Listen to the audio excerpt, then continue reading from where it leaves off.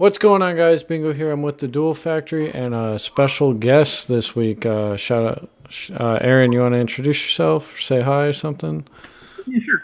Hello. All right. Get over here. So this is episode 25 of X2 Drop, our weekly Yu-Gi-Oh podcast we do, talking about anything that happened in the community, events, product releases, whatever the fuck we feel like talking about. And this week was a very important week for the Yu-Gi-Oh metagame because it is the first weekend that has a huge event. Like, obviously, we had the UDS and PPG tour last weekend, but we had YCS Portland as well as the first weekend for regional scenes just happened. So YCS Portland was pretty crazy from what I hear. Obviously, it's in the TCG, so unfortunately, we don't get to see it streamed. But the breakdown for the top 32 was pretty crazy. We had just about everything you would expect, as well as about 5 or 6 rogue decks peak in there at 1 to 2 representation. So I'll shoot it over to Joe first. What do you think of the first results for the metagame? I feel like we got the greatest meme of 2019 with Grand Maju. So A1. But no, I was looking at while I've been at work because I haven't had a lot of time to look at it. But I mean, the majority of the field that took up top cut was mainly Orchist, which I think that's probably surprising to a lot of people because a lot of people didn't think that deck was as playable without Bardiche and us other casts and stuff like that. So that's big. I don't know if that's a huge surprise, but to me, that's kind of surprising. You still had solid representation of Solomon Great, Sky Striker, and Thunder, which each of them took up, what was it, 16% roughly? Yeah, for top 32, they both took up, or all three of them took up 16%. 16%. And then you had a couple Rogue Warriors in there, like we were saying, the Grand Maju deck. That's the best meme, 2019, easy. I'm never going to let that go. What else? We have Necros made it. I didn't know Necros made it. You guys were telling me about that. That's pretty cool. And then, let's see here. The other ones... there's 12% pendulum, but that was kind of expected. It looks like a couple alter decks got in there. And then the one Subterra deck and the Rogue Warrior Draco. Yeah, and the one true Draco, which that deck to me, it's surprisingly really good right now. Especially after having to play against it yesterday and stuff like that. The balance just made it a lot better. Yeah, if you are playing and feeling lucky about not going up against a Danger Thunder, because I think that is the worst matchup for True Draco. Like it's a super favorable matchup for Solomon Great. I think Orcus is decent. Pendulum, if you go first, it's really good. I don't know. But we're saying percentages. So 16% is 4 people represented in top cut. So Orcus had 5, Salad, Striker, and Thunder each had 4. Pendulum had 3. Altergeist had 2, and everybody else had 1. Exactly. All right, and then let me pull up top 16. So top 16 is a huge deviation. Solomon Great jumps up to 25%. So again, 4 people in top 16. Orcus 19 has 5. Striker has 5. Thunder has 3. I think that breaks down to. I don't know. Yes. Pendulum still has 3. Necros has 1, and Grand Maju has 1. Oh wait, I think that's 2. Yeah, no, I had it backwards, but whatever. So Solomon Great, after the cut to top 16, has the highest representation, and then after that, it's pretty much, I want to say it's like 1 Thunder, 4 Striker, 3 Solomon Great, Necros, and Grand Maju. So it's a very strange event.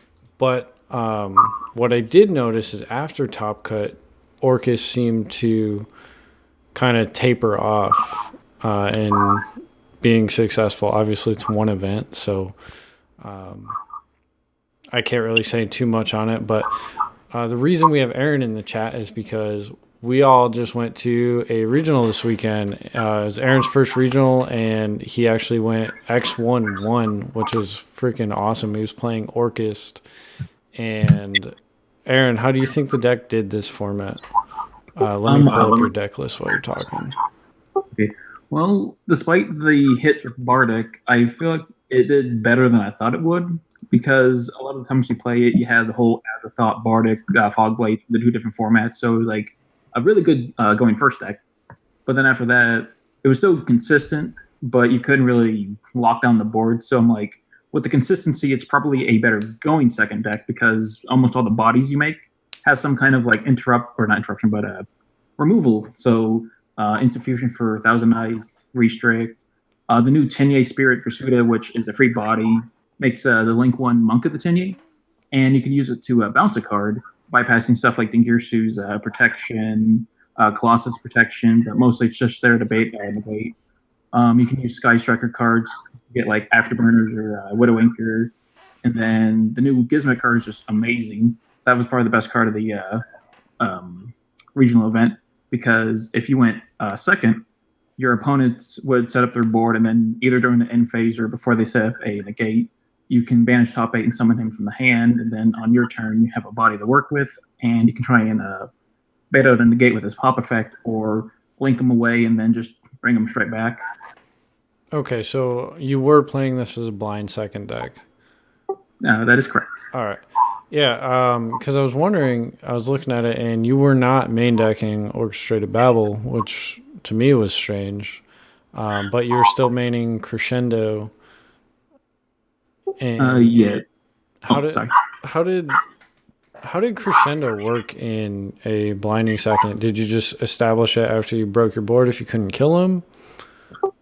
Yeah, pretty much, because there was this other video I saw where they didn't even use Babel at all.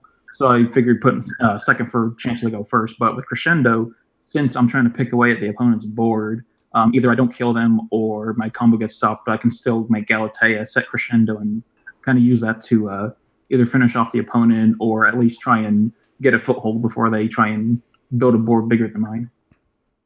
Okay. What were some of the matchups you played against? Let's see here. I had Dragon Link is the first one, which was actually pretty fun to think about because they made probably the strongest board you can make with Boral Savage, Hot Red, and 4 material Apollosa. And I was lucky enough to draw the more or less perfect hand to get rid of all of that and win game 1. Let's see. Guru Control was probably my worst matchup. I hardly drew into any of my side cards after that and promptly lost. So, hold up. Let's go back to round 1. They had 6 negates on board, right? Yeah. All right. Walk us through how you played through that. This was probably my favorite part of the regional, by the way. Okay. So the end with that board, I hard drew into a Gizmek. So at the end of their turn, I tried to summon it. They used one of the Apollosa negates. Then on my turn, I use Tenye Spirit Pursuit to try and special summon. They let that resolve. I make the Monk, banish Pursuit to target and Boral Savage, then negate with Apollosa again. I normal summon Orcus Harper, link into Nightmare Phoenix, run over the Apollosa, then I try to use Instant Fusion, which gets negated by Hot Red. I try to use Gizmek again. They stop I try to use Gizmek again, and then they stopped it with Boral Savage. But I still had Phoenix on the board, so I just went into Mermaid and Orcus combo, made Longirsu, sent the Savage, and then Dingirsu, and got rid of the Hot Red. Oh my god. Masterfully the done. whole board and ended with Dingirsu with Skeleton Engrave, I'm assuming. No, it was probably banished at that point because you couldn't reattach it. Yeah, because I think it was just Dingirsu, and I think you had Gizmek Engrave. No, he was still in my hand at that point. I think I discarded something else. Ares' hand was just gas. That was. I mean, that was. I just wanted you to say that play because after round 1, I was so hyped because like you played through that. That was insane. All right, and you played against Subterror. What else? There was like some kind of zombie stun. I think rounds didn't last long for that. True Draco. I don't want to talk about that one. No, Sky talk about that. That's fine. Orcus. That was probably the best mirror match I've ever had because we had a lot of back and forth. Crusadia Mech Stun, which is surprisingly deadly. Did you draw against that one? I forget.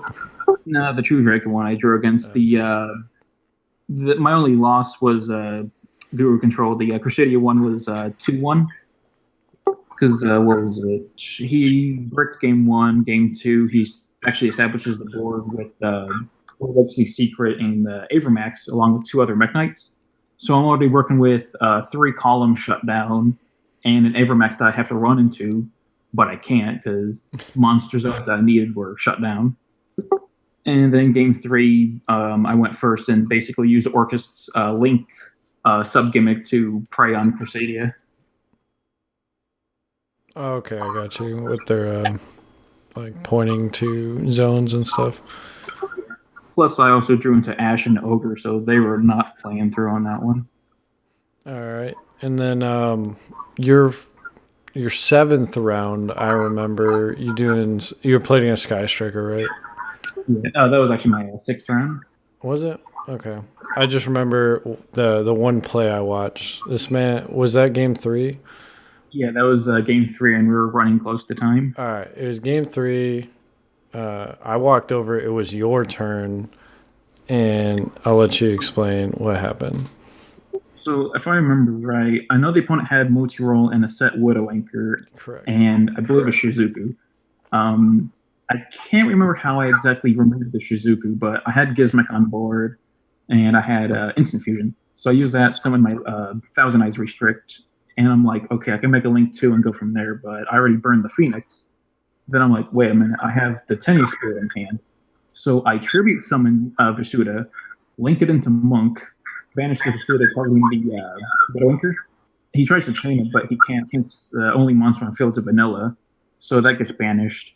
Then I proceed to summon the Gizmek again and attack for game and time. Oh, it tribute summon the fucking Tenyu Spirit. That was great. That's actually amazing. All right, well, congratulations again, man. It's nice getting your invite for the first time. I remember feeling super excited. Are you planning on going to any regionals upcoming soon? I'd like to, but that depends on what my college schedule is like. Yep. All right. Well, I know I'm going to Rosemont sometime soon, and then Joe's probably going to do something with Marincess. Maybe. That'll be fun. All right, Joe, you played Danger. No, you didn't play. You played Salamangreat. I played a non-combo deck for the first time in God knows how long. That's why I got confused for a second. So you played a more trap-focused version than we were seeing pre-ban list, which is pretty expected after the hits we took to Salamangreat. How do you feel like your deck performed? Honestly, the thing I liked about it the most when I played it this weekend, because like I said, I've been playing combo for God knows how long, so it was really, really weird playing like a control deck. I like the fact that every single hand that I opened was always playable. And that's something that I haven't had in a long time, because like combo's like super explosive, but sometimes you'll brick really hard. Some of the stuff I would change, like as you can tell, I was playing 6 copies of Jesus, and that was probably unnecessary. I had also decided to kind of go the route of the guy from Worlds and play more Salamangreat cards in my deck to make Foxy Resolve more often, which came up a couple times. But a lot of the times when I was playing post games 2 and 3, I would either side out all the copies of Rage or all the copies of Roar, just depending on the matchup. Also, I felt very blessed that every time I opened Signet Mining, I opened Called by the Grave to go with it, so I didn't have to fear my Signet Mining getting ashed and having to pick up my cards immediately. Because I promise you, that's what was going to happen. You Signet Mining, discard Spinny, it gets ashed, then you normal summon Foxy, and you combo off. I did that once. I didn't get to do it to anyone else. I didn't see Buffalo a lot, which I was really upset about that, because I thought that card was really good, because every time that I did resolve, it just put me so far ahead. Yeah, I noticed you say you drew Debug once and you didn't want to play it. Do you feel like that card's just like worth not playing anymore? Or see, I'm not 100% sure, because like losing 2 Circle and 2 Gazelle is honestly really important, because there's a lot of times in the games that I was losing they were able to stop my Sunlight Wolf add back, and that like really hurt because I had to like go through another turn and make another Sunlight Wolf to get to it the following turn.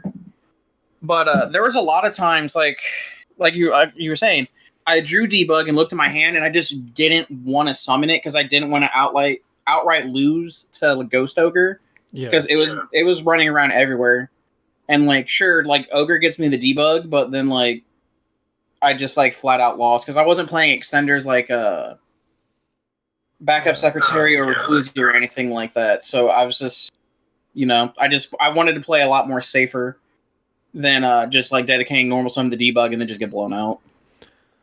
So I noticed you're still playing one Will of Salamangreat, and this is a card that's like very split in the community. Some people think it's like one of the best cards in the deck. Some people are like, you just have to play it as a staple one of. Do you feel like that card is solid at one, or do you think it could go up to multiples? It just depends. Like this weekend, so the rounds that I played, a lot of times when I drew Will or something like that, like I was already in a winning position, or it was more of a win more card type situation. You know what I mean? Yeah. But there were one or two times that I needed to get to it, and I had access through Gazelle to be able to put enough pressure on board to kill my opponent. So I could go back or forth on it. Compared to those times, I might cut it in the future. But what I do regret though is talking to Bless and Aldo before the event and stuff like that, because I probably would have played the deck a lot different if I would have talked to them beforehand, but I didn't have that chance. So what would you change? So I definitely would not play 3 copies of Solemn Judgment in the deck. Yeah, I wouldn't either. But I'm 100% not going to lie to you. That card got sided out every single match. And then just to give you like an idea, like the times that I drew it and stuff like that in the game ones, like I was already winning. Like it was just pointless at that point. Like I would open it, but I'd look at my hand and like it was just pure gas. Like it would be like Buffalo, Foxy, and then we'll say Signet Mining or something like that. And I already had one of the Salamangreat trap cards because I was playing extra copies of it to make my Foxy resolve. Or like I wouldn't have one of them to begin with, but I would start my turn by normal summon Foxy and reveal one of them off the top of my deck to add back. So like it was just unnecessary. Strike was really good. I would definitely continue to play Strike. Yeah, I'm about to bump that to 3 in my list. Strike was phenomenal. Yeah, I was talking to Aldo and that a little bit after the regional, and honestly, I might completely cut Roar from the deck and just put it in the side deck. Because, like, almost every single one of my game ones, unless I straight opened Roar, or if I already had, like, combo and stuff like that established, but I didn't have one of the trap cards, I would send Rage and just set Rage blind, because it was just the best card. Yeah. And I can't think of a matchup where you would rather have a 1 negate versus a double pop. Yeah, I also, another thing I would consider is playing Twin Twisters in the main, because a lot of the decks I played against, they were playing main deck and floodgates, like there can only be one and stuff like that. And if, like for example, if it was Twin Twister in my deck and not Judgment, I would have outed those cards going second. So, you think they're represented enough in the main deck to worth playing Twin in the main? I think for sure at the regional level right now, because almost every striker deck I saw, like yesterday, this is the one I played and the ones that I saw at other tables and stuff like that, they were main deck and there can only be one, and it's really hard for your deck to play through that. Because if you notice in my list, every monster except Valor and Ash Blossom in the main deck are all Cybers. Yeah, I would 100% not main that card, but not everybody's me. Exactly. Okay, So, go ahead, Aaron. So one thing I was a little curious. So I was noticing you were running the the transcode talker and the update jammer. Mm-hmm. How often would you say that comes up, and would it be something that you'd continue running? So yesterday I did it once a match. I mean, a lot of people, the combos is really good, like, because there's a lot of times, like, for example, so I actually didn't get to play round 1. I had a round 1 bye, so I got a YCS VIP treatment.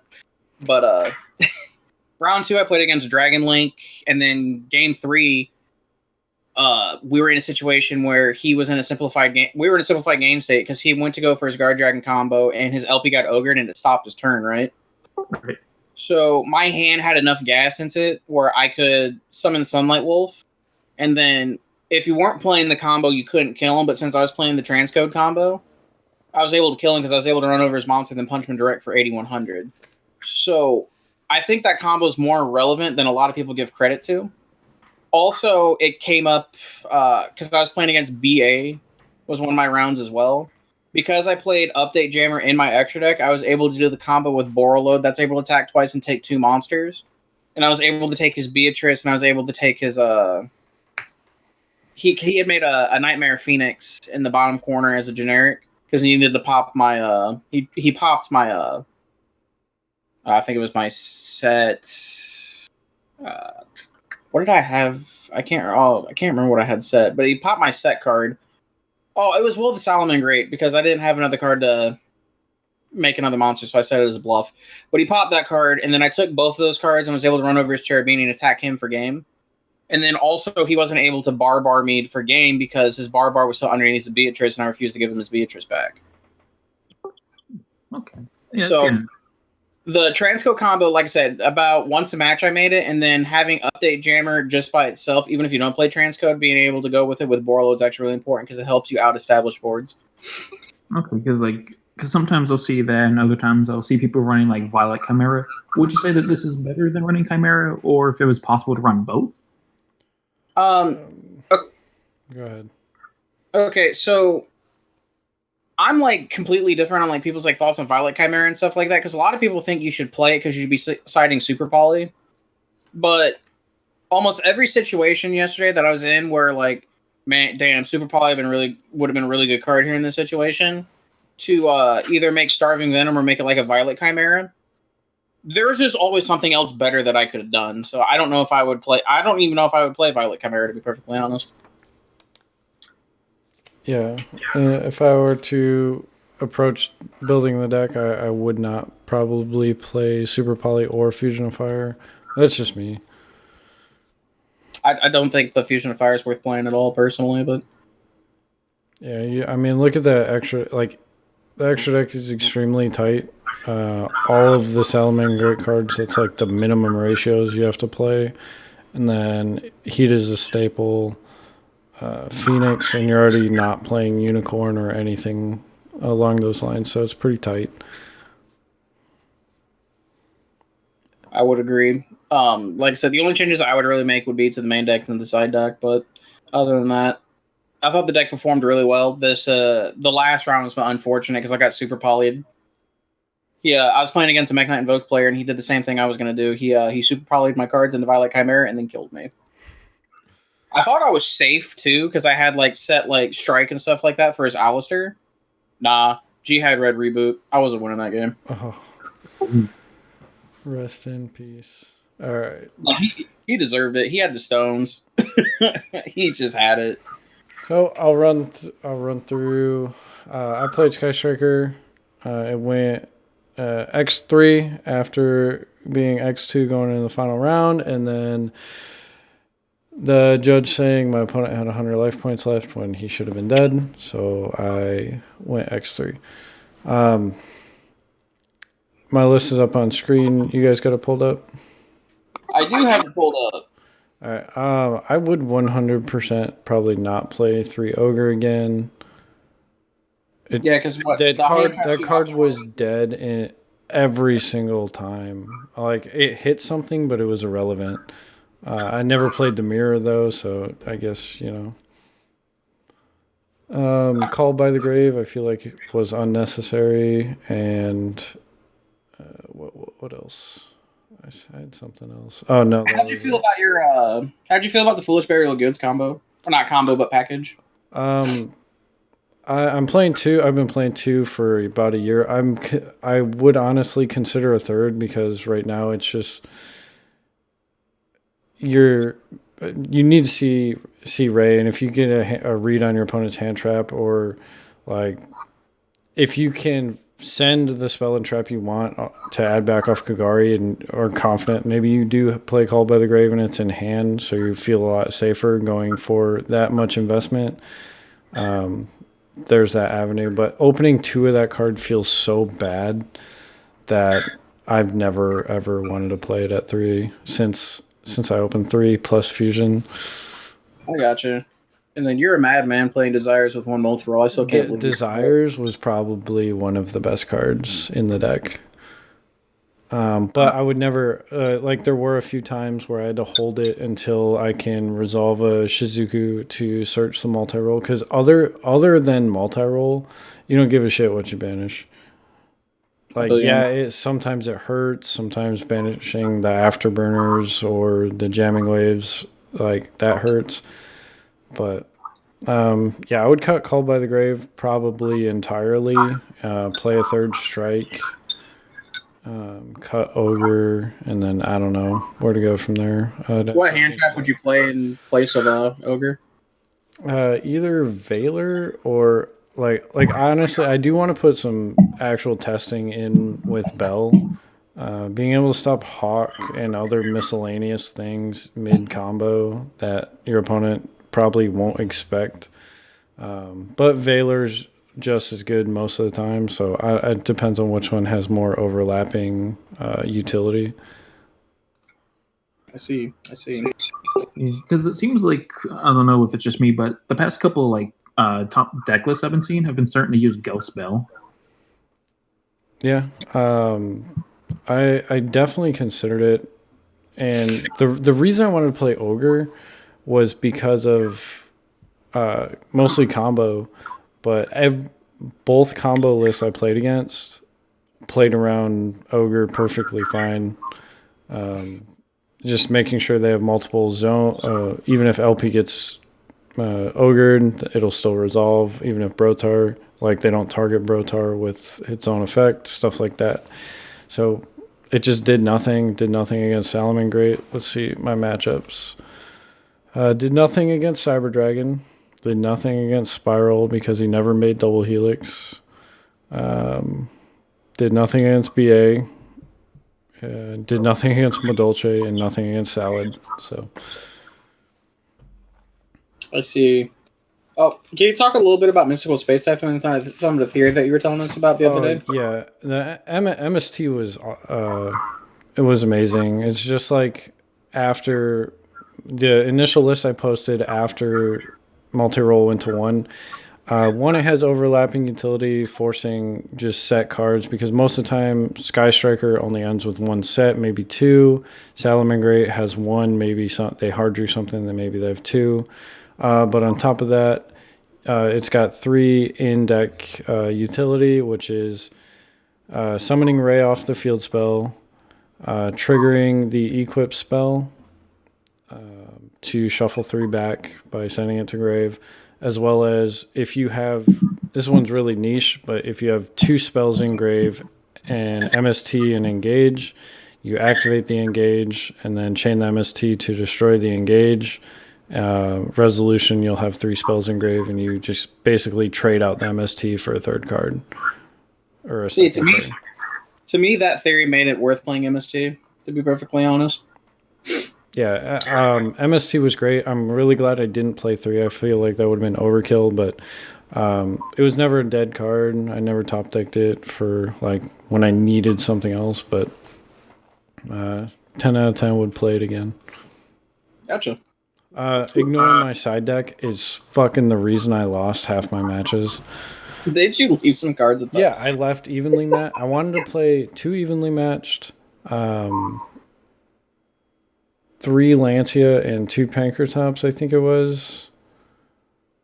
But I left my evenly matches and Lancia's at home. Feels bad. That's unfortunate. Would you consider running Cosmic Cyclones in the side? In the side, I would not.